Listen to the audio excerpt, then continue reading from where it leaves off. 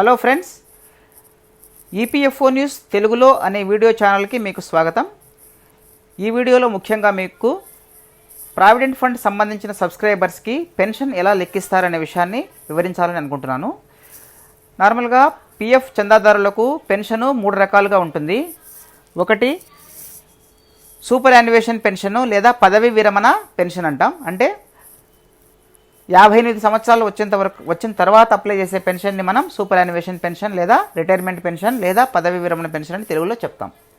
అలా కాకుండా 50 సంవత్సరాలకి పెన్షన్ కావాలి అనుకున్న వాళ్ళు అప్లై చేస్తే 50 నుంచి 58 సంవత్సరాల మధ్యలో పెన్షన్ కావాలనుకున్న వాళ్ళకు దాన్ని రెడ్యూస్డ్ పెన్షన్ లేదా తగ్గింపు పెన్షన్ అని అంటాం. ఇక మూడవది, ఏదైనా అకస్మాత్తుగా వర్క్ చేస్తున్నటువంటి వర్కర్కి జరిగి ఏదైనా దురదృష్టవశాన అతను చనిపోతే అతని భార్యకు కానీ లేదంటే భార్య వర్క్ చేస్తుంటే ఆమె చనిపోతే భర్తకు కానీ విడో పెన్షన్ లేదా విడోవర్ పెన్షన్ అని చెప్తామన్నమాట. ఈ 3 రకాల పెన్షన్స్ను ఎలా లెక్కిస్తారనేది చాలామందికి చాలా డౌట్స్ ఉంటాయి.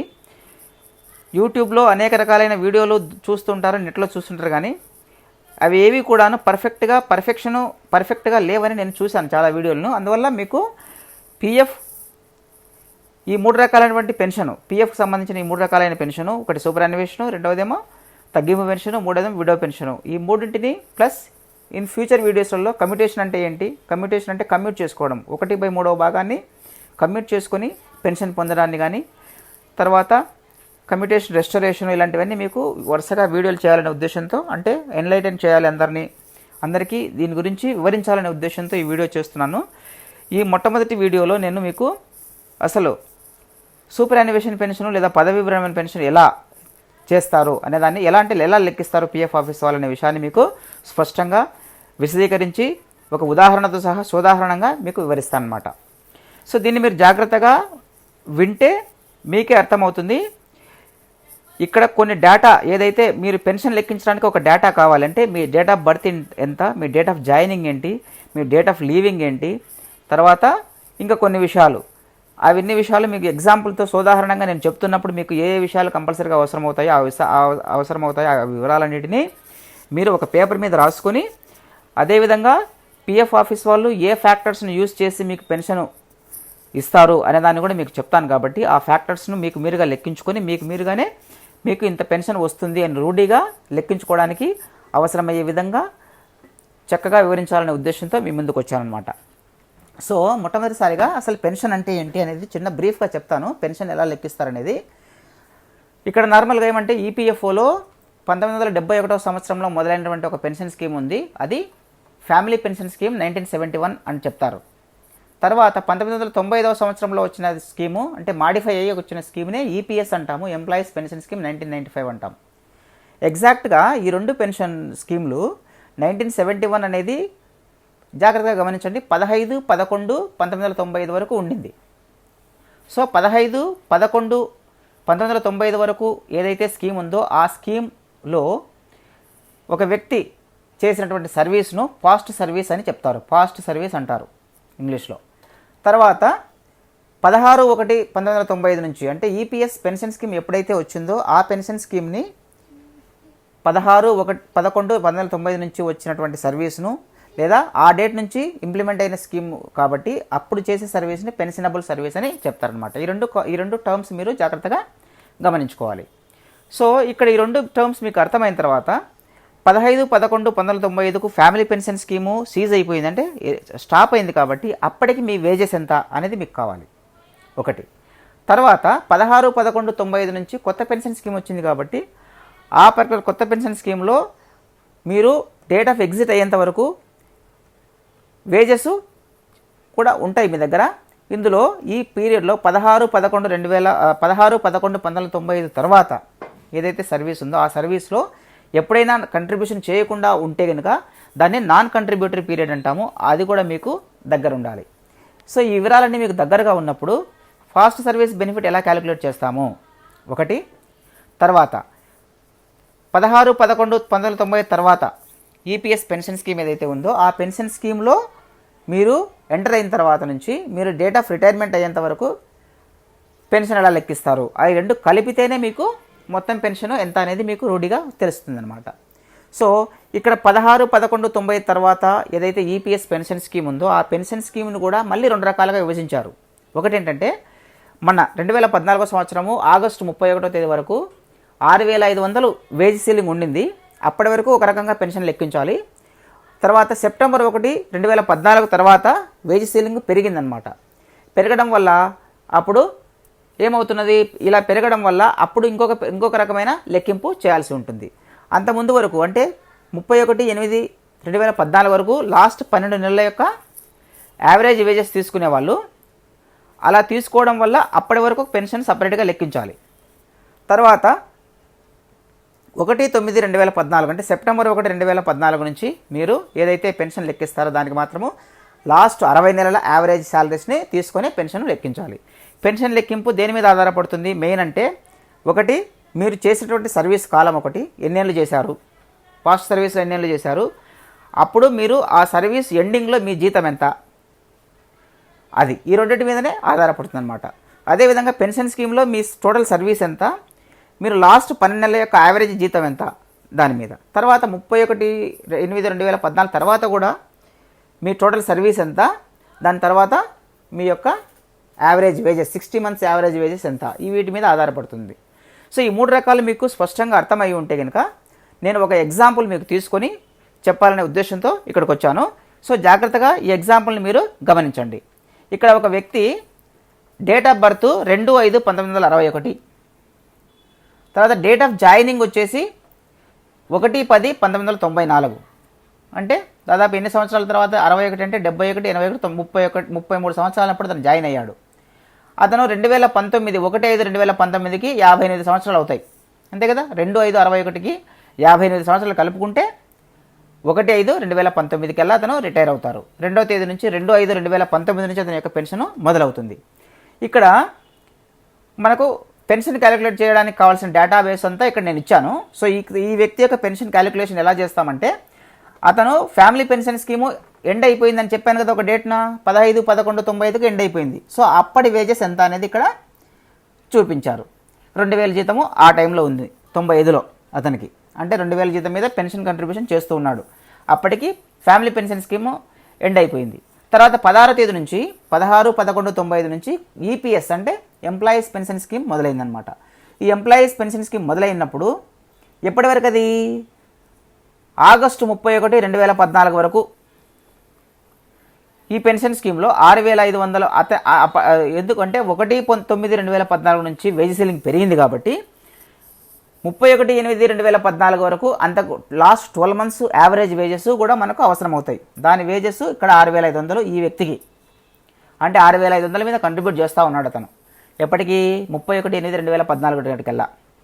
సరే, ఆ తర్వాత ఏం జరిగిందంటే 1/9/2014 నుంచి రిటైర్ అయ్యేంత వరకు, ఎప్పటి వరకు 2019 మే 1కి రిటైర్ అవుతున్నాడు కదా, ఆ రిటైర్ అయ్యేంత వరకు అతని కంట్రిబ్యూషను 15,000 చొప్పున, అంటే 15,000 జీతం మీద పెన్షన్ కంట్రిబ్యూషన్ చేస్తూ ఉన్నాడు అనమాట. So pensionable salary from 1/9/2014 to till date of exit వచ్చేసి 15,000, వేజెస్ అప్ టు 31/8/2014 అంటే లాస్ట్ 12 మంత్స్ యావరేజ్ వేజెస్ కూడా 6,500 ఇవి ఉన్నాయి.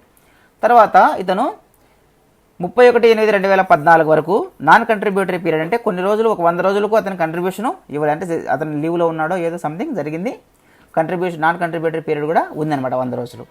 ఇది బేసిక్గా మీకు మనకి ఇచ్చిన డేటా. మనం ఇప్పుడు ఏం చేయాలంటే, ఇతను జాయిన్ అయింది 1994లో కాబట్టి ఎంప్లాయీస్ పెన్షన్ స్కీము 16/1/1995 నుంచి ఎఫెక్ట్ అయింది కాబట్టి ఇతనికి కొంచెం పాస్ట్ సర్వీస్ ఉన్నట్లే లెక్క. అప్పటి వరకు 16/1/1995 నుంచి కొత్త పెన్షన్ స్కీమ్ అనకూడదని ఈపీఎస్ అంటాం, ఎంప్లాయీస్ పెన్షన్ స్కీమ్ మొదలైంది కాబట్టి అప్పటిదాకా చేసినటువంటి సర్వీస్ను, అంటే 15/11/95 వరకు చేసిన సర్వీస్ను పాస్ట్ సర్వీస్ అంటాం. అంత ఎంత సర్వీస్ చేశారు అనేదాన్ని ఇక్కడ నేను లెక్కించాను. చూడండి, జాగ్రత్తగా గమనించండి. 15/11/1995 ఇక్కడ ఎంటర్ చేశాను. 1/10/1994 అతను date of joining, right, date of birth, date of joining 1/10/1994 date of joining ఉంది. So family pension scheme end అయింది 15/11/95 కాబట్టి ఈ రెండింటి మధ్య ఎన్ని రోజులు పనిచేశాడంటే, పాస్ట్ సర్వీస్ ఎంత ఉన్నది ఇతని అన్నప్పుడు 14/1/1 సరే 14 రోజుల, 1 నెల, 1 సంవత్సరం. అప్పుడు మన యొక్క పెన్షన్ స్కీమ్లో ఫాస్ట్ సర్వీస్ బెనిఫిట్ను క్యాలిక్యులేట్ చేయడం కోసము అతని సర్వీసు 11 ఇయర్స్ వరకు అయితే ఒక రకంగా ఉంటుంది. 11 అంటే పాస్ట్ సర్వీస్ 11 ఇయర్స్ చేస్తే అంటే 15/11/1995 వరకు చేసిన సర్వీసును బట్టి కొన్ని ఫ్యాక్టర్స్ని అంటే కొంత అమౌంట్ని మనం తీసుకోవాలి. అప్ టు 11 ఇయర్స్ అయినప్పుడు 80 రూపీస్ తీసుకోవాలి. అతని శాలరీ అప్పుడు 15/11/1995కు అతని యొక్క వేజెస్ అనేది 2,500 కంటే తక్కువ ఉంటే ఒకటి తీసుకోవాలి, 2,500 కంటే ఎక్కువ అంటే ఒకటి తీసుకోవాలి. ఇతని వేజెస్ని మనకి ఇక్కడ ఇచ్చున్నారు. 15/11/1995లో 2,000 జీతం అని చెప్పారు కాబట్టి ఆ జీతానికి ప్లస్ అతని యొక్క సర్వీసు పాస్ట్ సర్వీస్ ఎంత చెప్పారు, 1 సంవత్సరము, 1 నెల, 14 రోజులు. అందువల్ల ఇతను అప్ టు 11 ఇయర్స్ వస్తారు. 11 ఇయర్స్ పాస్ట్ సర్వీస్ చేశారు, 11 ఇయర్స్ లోపే పాస్ట్ సర్వీస్ ఉంది కాబట్టి వాళ్ళందరికీ వాళ్ళ యొక్క వేజెస్ 2,500 కంటే తక్కువ ఉంటే 80 రూపీస్ తీసుకోవాలి. సో ఇక్కడ 80 రూపీస్ సెలెక్ట్ చేసుకోవాలి. తర్వాత 80 రూపీస్ అంటే 80 రూపీసే కాదు, అతని యొక్క పాస్ట్ సర్వీస్ బెనిఫిట్ మనం కౌంట్ చేయడానికి ఇంకా ఏం తీసుకోవాలంటే టేబుల్ బి అని ఎంప్లాయీస్ పెన్షన్ స్కీమ్లో మెన్షన్ చేశారు. ఎంప్లాయీ పెన్షన్ స్కీమ్లో టేబుల్ బి ఏంటంటే ఫాస్ట్ సర్వీస్ను మనం లెక్కించడానికి ఒక ఫ్యాక్టరు 80 రూపీస్ని ఒక ఫ్యాక్టర్తో మల్టిప్లై చేయాలి. ఎలా మల్టిప్లై చేయాలి అన్నప్పుడు టేబుల్ బి ఫ్యాక్టర్ ఎట్లా కనుక్కోవాలంటే అతను డేట్ ఆఫ్ ఏదైతే 16/11/95 అంటే కొత్త EPS pension scheme employee pension scheme మొదలైనప్పటి నుంచి అతని రిటైర్మెంట్ వరకు ఎంత సర్వీస్ లెఫ్ట్ అవుట్ అయింది. ఇక్కడ నేను 16/11/95 నుంచి పీపీఎస్ స్టార్ట్ అయింది. అతని డేట్ ఆఫ్ ఎగ్జిట్ లేదా రిటైర్మెంట్ డేట్ వచ్చేసి 1/5/2019 అంటే 23 సంవత్సరాల 6 నెలల 16 రోజులు చేశారు. సో ఇది 23 సంవత్సరాల 6 నెలల 16 రోజులు అనేది లెస్ దాన్ 24 ఇయర్స్ ఉంటుంది. మీకు టేబుల్ బిని ఇక్కడ ఈ వీడియోలో చూపిస్తున్నాను. ఈ టేబుల్ బి ఈపీఎస్ స్కీమ్లో ఉంటుంది. లెస్ దాన్ 24 ఇయర్స్ అయితే అతని యొక్క ఫ్యాక్టర్ వచ్చేసి 6.101. సో ఈ 6.101 అనే టేబుల్ బి ఫ్యాక్టర్ని అతను ఎప్పుడు పాస్ సర్వీస్ ఎంత చేశారు, లెస్ దాన్ 11 ఇయర్స్ చేశారు కాబట్టి అతని యొక్క ఫ్యాక్టర్ అక్కడ 80 రూపీస్, ఇక్కడ టేబుల్ బి ఫ్యాక్టర్ 6.101. ఈ రెండింటిని మల్టిప్లై చేస్తే మనకు 488 రూపీస్ వస్తుంది. ఇది ఫాస్ట్ సర్వీస్ చేసినందుకు అతని యొక్క బెనిఫిట్ అనమాట. అంటే 488 రూపీస్ ఫాస్ట్ సర్వీస్ ఉంది కాబట్టి ఫాస్ట్ సర్వీస్ బెనిఫిట్ అని చెప్తాం. ఇది అతని పెన్షన్కి యాడ్ అవుతుంది. సరే, ఇది మొదటిది, ఇది అయిపోయింది. నెక్స్ట్ 16/11/1995 నుంచి కొత్త పెన్షన్ స్కీము లేదా ఎంప్లాయీస్ పెన్షన్ స్కీమ్ మొదలైంది కాబట్టి ఆ రోజు నుంచి 6,500 సీలింగ్ ఎండింగ్ అయ్యేంత వరకు అంటే 31/8/2014 వరకు పెన్షన్ ఎలా క్యాలిక్యులేట్ చేయాలనేది చెప్తున్నాను. ఇక్కడ చూడండి, 31/8/2014 16/11/1995 తీసేస్తే మనకు 18 ఇయర్స్ 9 నెలలు 15 రోజులు వచ్చినాయి. 18 ఇయర్స్ నేను అన్ని డేస్లో కన్వర్ట్ చేస్తున్నాను. 18 × 365 ప్లస్ 9 × 30 ప్లస్ 15 అనమాట. ఇవన్నీ కలిపితే 6,855 రోజులు అవుతుంది. ఇందులో నుంచి కొన్ని రోజులు అతను కంట్రిబ్యూషన్ చేయలేదు కాబట్టి ఆ నాన్ కంట్రిబ్యూటరీ పీరియడ్ అని చెప్తాను, దాన్ని తీసేసాను. 100 రోజులు తీసేస్తే మనకు 6,755 రోజులు వచ్చింది.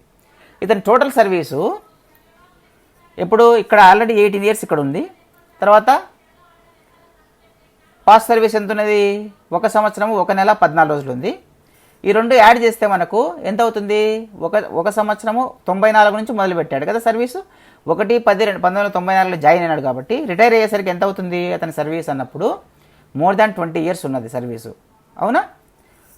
ఎలా చెప్తాం, అలా మోర్ దాన్ 20 ఇయర్స్ సర్వీస్ ఉంటే అతనికి 2 ఇయర్స్ వెయిటేజ్ని యాడ్ చేయాలి. 2 ఇయర్స్ వెయిటేజ్ అంటే 2 ఇయర్స్కి 730 రోజులు యాడ్ చేస్తే 6,755 రూపాయలు ప్లస్ 730 రోజులు కలిపితే మనకు 7,585 రోజులు వస్తాయి. ఓకే, 7,450 రోజులు వచ్చిన దాన్ని మనము ఏం చేయాలి, 7,485 రోజులు వస్తాయన్నమాట. ఈ వచ్చిన సర్వీస్ని మనము ఎలా పెన్షన్ క్యాలిక్యులేట్ చేయాలన్నప్పుడు దీనికి సంబంధించిన ఫార్ములా ఏంటంటే పెన్షన్ అప్ టు అతని యొక్క wages 6,500 number of days 7,485 divided by ఈ నంబర్ ఆఫ్ డేస్ని మనము ఇయర్స్లే కన్వర్ట్ చేసుకోవాలి కాబట్టి ఇయర్స్ కన్వర్టర్ వచ్చేసి 365 డినామినేటర్లో వేసుకోవాలి. తర్వాత 70 నార్మల్గానే ఫార్ములాలోనే ఉంటుంది అనమాట. ఇది ఇలా ఈ ఫార్ములాలో మనం క్యాలిక్యులేట్ చేస్తే అప్పుడు 1,904 రూపాయలు వస్తుంది. ఇది అతని యొక్క పెన్షన్ బెనిఫిట్ అప్ టు 31/8/2014 వరకు. సరే, ఇంకా లాస్ట్ది ఇంకేం మిగిలిపోయింది, 1/9/2014 నుంచి అతను రిటైర్ అయ్యేంత వరకు అంటే 1/5/2019 వరకు ఎంత సర్వీస్ ఉంది, దానికి మనము ఎలా పెన్షన్ క్యాలిక్యులేట్ చేయాలనే విషయాన్ని మీకు ఎక్స్ప్లెయిన్ చేస్తాను. ఇక్కడ మూడో పాయింట్ అనమాట ఇది. సో ఈ మధ్యలో నేను సబ్ట్రాక్షన్ చేశాను చూడండి. 1/5/2019 అంటే డేట్ ఆఫ్ ఎగ్జిట్, అది అతని యొక్క డేట్ ఆఫ్ జాయినింగ్ అంటే 15,000తో సర్వీస్ స్టార్ట్ అయింది 1/9/2014. సో ఈ రెండింటిని నేను సబ్ట్రాక్షన్ చేస్తే 4 years 8 months వచ్చిందనమాట. 4 years 8 months అంటే ఎంత, దీన్ని టోటల్ నంబర్ ఆఫ్ మంత్స్ లాగా కన్వర్ట్ చేస్తే 4 × 12 48 months ప్లస్ 8 నెలలు మొత్తం 56 నెలలు అయిందనమాట. ఈ 56 నెలలకు అతని యొక్క శాలరీ 15,000 నెలకు. So total salary 8,40,000. అంతకుముందు మొత్తం 60 నెలల యావరేజ్ తీసుకోవాలి కాబట్టి ఇక్కడ ఆల్రెడీ 56 months ఉన్నాయి. అంతకుముందు 4 నెలలు కూడా 6,500తో అతను వర్క్ చేస్తున్నాడు కదా. 6,500 ఇంటూ 4 నెలలు తీసుకున్నాను 26,000. ఈ రెండు కలిపితే 8,66,000 మొత్తం శాలరీ 60 నెలలకు. యావరేజ్ శాలరీ తీసుకోవాలి మనం, అంటే బై 60 చేయాలి. సో అప్పుడు 8,66,000 డివైడెడ్ బై 60 చేస్తే మనకు వచ్చింది పెన్షనబుల్ శాలరీ 14,433 రూపాయలు. ఈ పెన్షనబుల్ శాలరీతో ఎన్ని రోజులు వర్క్ చేశాడు ఆయన? 4 సంవత్సరాలు 8 నెలలు చేశాడు. 4 సంవత్సరాలు 8 నెలలు అన్నప్పుడు మొత్తం రోజులు 1,700 రోజులు అనమాట. ఈ 1,700 రోజులను తీసుకొని మనం పెన్షన్ క్యాలిక్యులేట్ చేస్తే 1,700 ఇంటూ అంటే పైన న్యూమరేటర్లో ఏం చేస్తే 1,700 రోజులు ఇంటూ శాలరీ ఎంత 14,433 డివైడెడ్ బై 1,700 రోజుల్లాగా తీసుకున్నాం కాబట్టి సంవత్సరాలకు కన్వర్ట్ చేయడానికి 365 వేయాలి. 365 ఇంటూ 70 చేస్తే మనకు 960 రూపాయలు పెన్షన్ వచ్చిందనమాట. ఇలా వచ్చిన పెన్షన్ మూడో పెన్షన్, 3 రకాలు అనమాట. ఇప్పుడు ఫస్ట్ ఏమో ఫాస్ట్ సర్వీస్ బెనిఫిట్, రెండోదేమో పెన్షన్ అప్ టు 31/8/2014 ఒకటి, మూడోది 1/9/2014 నుంచి డేట్ ఆఫ్ రిటైర్మెంట్ వరకు. ఈ మూడింటిని యాడ్ చేశాను చూడండి. 488 రూపాయలు ప్లస్ 1,904 రూపాయలు ప్లస్ 960, ఈ రెండు కలిపితే 3,352 రూపాయలు టోటల్ పెన్షన్ అనమాట. ఇది మొత్తం పెన్షన్ క్యాలిక్యులేషను. ఈ పెన్షన్ క్యాలిక్యులేషను ఇలా ఉంటుంది, కొద్దిగా కాంప్లికేటెడ్ ఉంటుంది. మళ్ళీ రెండోసారి చూస్తే మీకు ఇమీడియట్గా అర్థమవుతుంది. అర్థం కాని ప్లేస్లలో ఏదైనా మీకు అర్థం కాని పాయింట్ ఉంటే ఇమీడియట్గా మీరు కామెంట్ బాక్స్లో మెన్షన్ చేస్తే ఇమీడియట్గా మేము సమాధానం ఇవ్వడానికి ప్రయత్నం చేస్తాము. సో మీరు వీడియోని చక్కగా చూడండి, అర్థం కాని ప్లేస్లలో మళ్ళీ రెండోసారి చూడండి. దీన్ని మీ ఫ్రెండ్స్ అందరికి కూడా షేర్ చేసుకొని వాళ్ళు కూడా బెనిఫిట్ పొందడానికి అవకాశం ఇవ్వండి. Thank you for watching.